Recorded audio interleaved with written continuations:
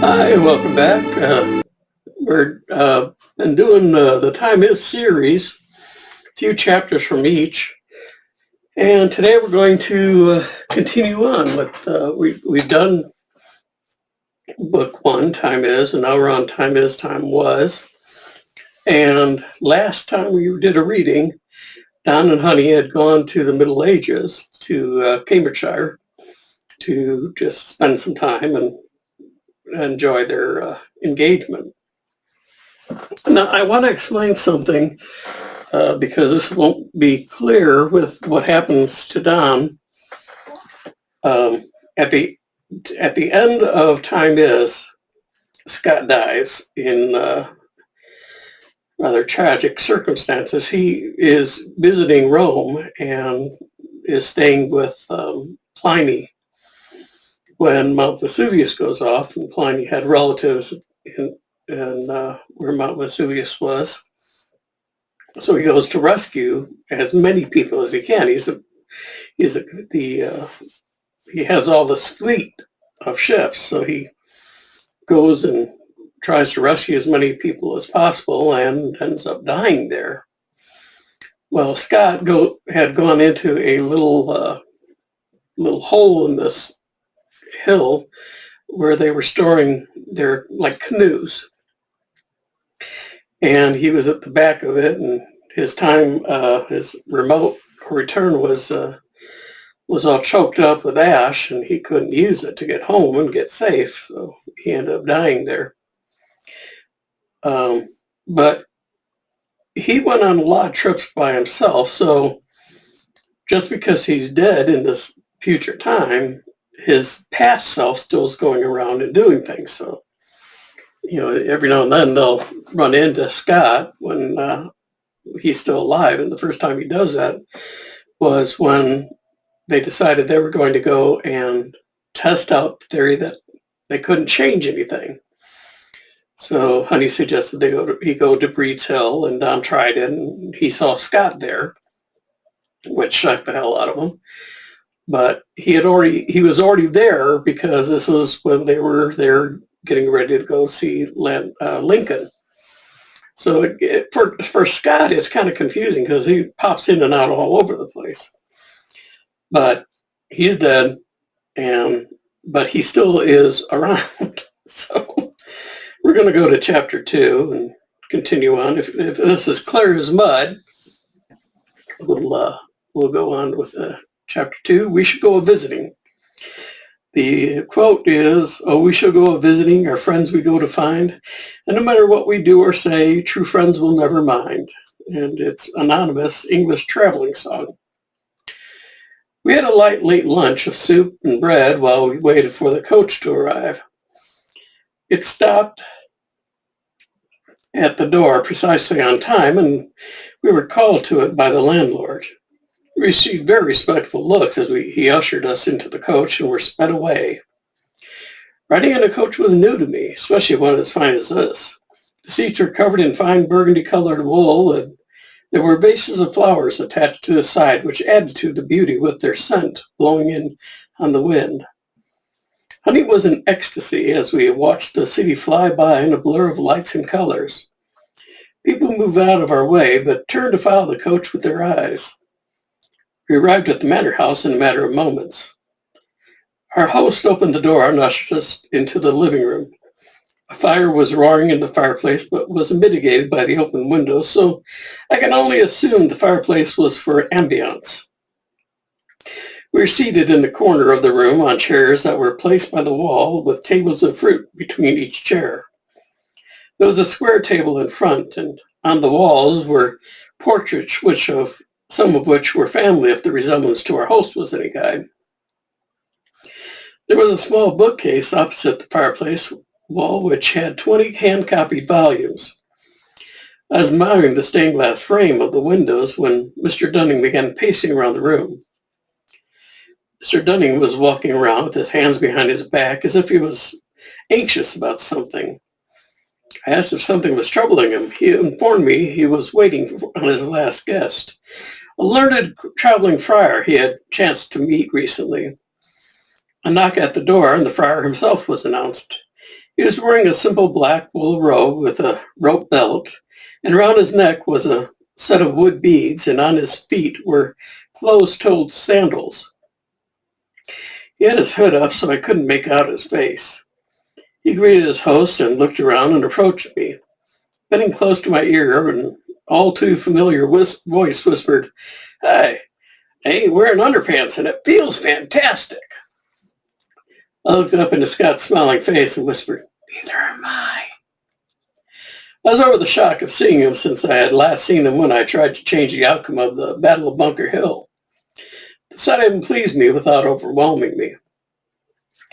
As he walked around the room talking to people, I watched him with affection. Scott had hired me years ago to help him build his time machine, and once completed, we had taken a few journeys together, and he had taken many on his own, some even when he was on one with me. His last trip was to Rome, where he had died with his friend Pliny. We had seen his remains in the present on display as a mummy in Egypt. Even so, as I said, I met him on a trip to the Battle of Bunker Hill. No, it was fought on Breed's Hill and did not go well for the Americans. And now I saw him again here. I tried to imagine how many times we might bump into him on our future trips. We were called into dinner. Honey had warned me that women and men generally ate separately, though I still wasn't quite clear on why. Note here from Honey. The reason for separation was that food was mostly eaten with the hands, and this way of eating was not considered dainty enough to be done in mixed company. I'm sorry, see, my voice is still not good.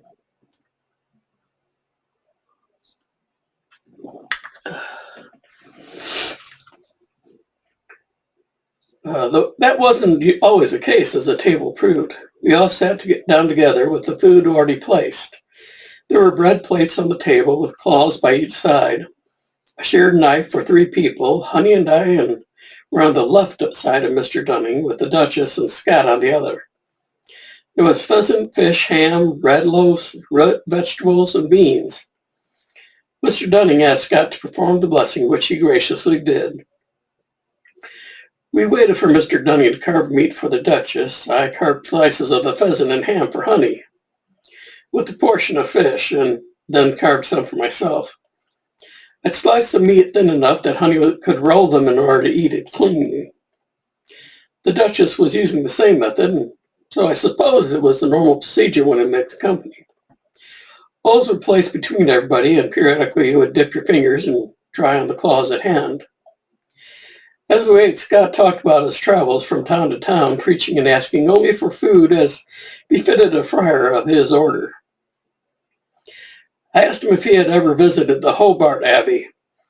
He responded in the negative and inquired who they might be. "Oh, just some French friars I worked with in my youth," I remarked. Honey and Don both choked on that one. Okay, I gotta explain this. I didn't in the book because I'm getting questions as to what the hell I'm talking about. In restaurants and places that have fryers, deep fryers for cooking French fries and things like that, most of the ones that I've ever used were made by a company called Hobart. So that's the joke, Hobart Abbey, where he worked with some French fryers. So, okay, it ain't funny, but anyways. Dinner was cleared when everyone finished, and a variety of cheeses and fruit was brought out for dessert. The Duchess showed around her new brooch and asked Honey to tell how she had made it. Honey acquiesced, giving a talk on jewelry making. I spoke on liturgical music versus secular. Scott gave a lecture on music in the Bible. Mr. Dunning said, "Speaking of music, would you be interested in seeing my collection of instruments?" He led us to the music room and walked us through his collection of instruments. Turning to Scott, he asked if he knew how to play chess, to which Scott replied enthusiastically in the affirmative.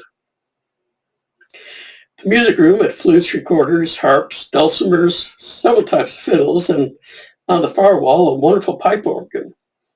It was more than just a music room, as on the tables were both chess and backgammon. There was even another small library. Mr. Dunning and Scott sat at one of the small tables and started their game of chess.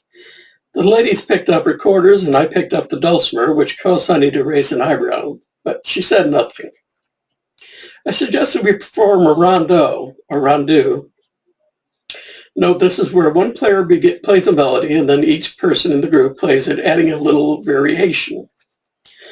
The Duchess said she had never tried to perform in this manner, but would be interested to try it. Since I suggested it, I was given the lead for the first go. I chose a simple mode of my own inspiration, though I was tempted to start off with Greensleeves. I played it through to a suitable end and began again. I apologize, I'm sniffling all over again. The Duchess began slightly altering it, and then Honey joined in. With all three instruments, it sounded fine. Honey wiped off her instrument and picked up a lute instead. The Duchess asked for the dulcimer, and I chose a vele. Now, this is a medieval fiddle, or violin. This time, we all had a string instrument, the Duchess going first. The Duchess was an improvement on my playing and gave us a longer melody as a challenge. This was a moving melody that must have mirrored her feelings. We played it through, and it must have sounded good because Dunning and Scott stopped playing chess and got instruments as well, pulling up their chairs and joining in. Between music, chess, and talking, we were in the music room for close to an hour or more. Excuse me.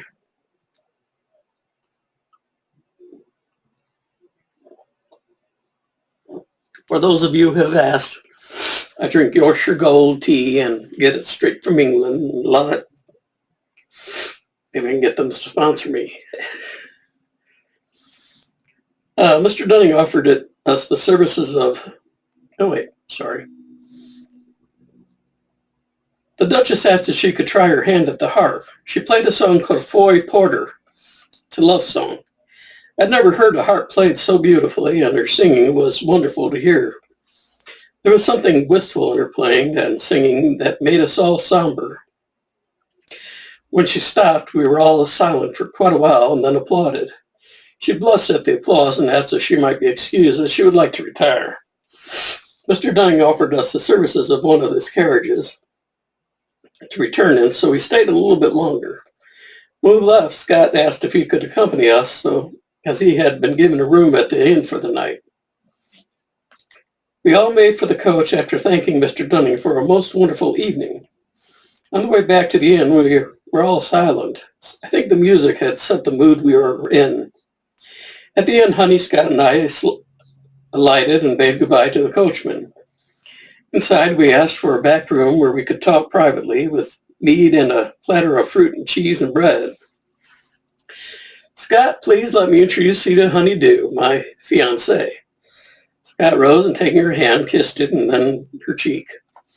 Honey smiled on him for her warmest smile. I've heard about you so often it feels as if I know you already. Scott just sat there grinning from ear to ear. You two fit like two pieces of a jigsaw puzzle. You just look right together. I agreed heartily while Honey blushed. She put her hand on his arm and looked somberly into his face. Thank you for patching Don up, as he's an idiot sometimes, but I do love him. Scott looked surprised.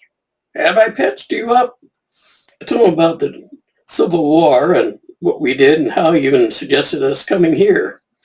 He suddenly smiled. I know. I was just fooling around. I wonder, though, if in the future when we meet, we'll be meeting out of sequence.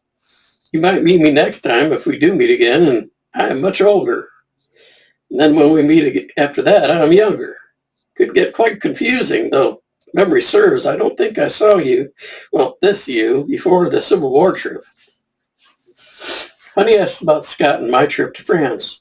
What made you pick Mr. Pujol for a trip? Scott turned to me. You mind, Don? Shook my head. No, go ahead, tell her any stories you want. Scott set his elbows on the table and his chin in his hands and told the tale of the chili omelets and the farting inventor. Next, it was the story of the burning down of the Globe Theater.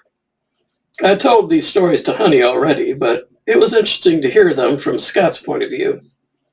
Every story had Honey laughing, and it was a joy just to have him around again.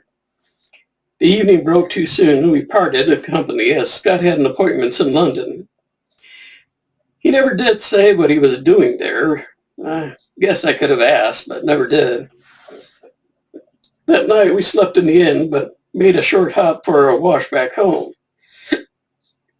There was a public bath in town, but Honey was a little shy about appearing unclothed in public place. Note, Honey here, it wasn't me, it was my prude of a husband who was reticent, blaming me. Why, the very idea. Today started very wet. The rain began early this morning, and from the looks of things would go on until at least noon. We spent the morning eating and playing backgammon, or as it is known here, tables. Our host joined us and introduced us to Nine Man's Morse, sort of an adult's tic-tac-toe. It was a diverting way to spend the morning, and we were engrossed till noon when the rain stopped and the sun came out. Honey ran up to our room and came down with a roll of paper. She didn't need to tell me where it was or where she wanted to go. She wanted to register at the Guild of Jewelers. I had to accompany her as she wouldn't be accepted otherwise. No, not because she was a woman, but because she was entering as an apprentice. Entering the guild was exciting, as I had visited the ones in Shakespeare time and was curious as to what one here would be like. Oh, I could legitimately claim to be a master, as I had a certificate one from one of our trips close to this time period, as well as developing my skills as a smith. So that's it for that chapter. The next one is Guild of Travelers. So we'll find out what they have to create, because they have to create a master's piece, they call them, to join the guild. So it'll be interesting to see what kind of pieces they have to create and how they go about it. And that's it for today. I apologize. These are short chapters in these books, so we'll do a few more and maybe do about 4 or 5 and see where we get to, and then decide if we keep going or not. If you like these, please like and subscribe. If you leave comments, I would really appreciate it, because it kind of lets me know what people think about these. If you are an author and you like the way I read my own books, I've also read books from, Stephen Wolfe, Brian DeBond, a couple, Marilyn, I think her name, but she wrote Joe's Journey, Marilyn Riley, there you go. And so I've read other authors on here. I enjoy doing it. I love meeting new authors, and I'll read anything. Not too good with romance. I blush easily. Love humor and would give anything to read some humor stuff. The Ledger Creation was a very, very, very humorous book, and I enjoyed the hell out of it. It's by Steve Wolfe, and if you can get a copy, get it, because you're going to be rolling about on the floor laughing. But good mystery stories like Brian Bond's A Lady Came Knocking. Joe's Journey is just kind of a really nice tale. I guess you could almost say it's a moral tale. It's about a guy who is depressed after his wife dies. So he just goes off wandering, and kind of, it's about his journey and it come back to the town where he grew up, and how he kind of gets reinvolved in his, not his old life, but a new one, as well as his dog that he meets kind of along the way. So if you're an author and would like me to read your books on here, I would love to do it, especially humorous ones, but I guarantee you, if they are funny, I will be laughing as I'm reading, so I apologize. Anyway, that's it for today. We'll see you around next time. I'll probably do one. I'll try and get these as close together as possible, but I'm in school, and so my morning is pretty much taken up. I get home, have to cook dinner and all that, fun stuff, do my homework. So I'll probably try and do one by Wednesday. If not, it'll be another weekend. So thank you for visiting. Please, please, please comment. Let me know what you think of these. And I look forward to seeing you again. So take care of yourself and have a good day. Bye. And I gotta have my mouse. I don't like having it showing, so I can't see worth a damn, so.